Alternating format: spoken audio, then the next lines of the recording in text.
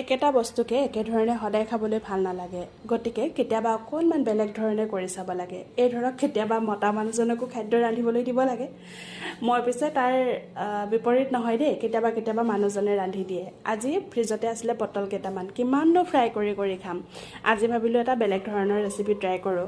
তাকে ভিডিঅ'টি পাইছিলোঁ ফেচবুকৰ ভিডিঅ'ৰ পৰাই, ভাবিলোঁ নিজেও ট্ৰাই কৰোঁ, আপোনালোককো দেখুৱাই দিওঁ। কোনোবাই হয়তো দেখি পোৱা নাই, কোনোবাই হয়তো দেখিছে। খুব বেছি পৰিমাণে ভাল লাগে।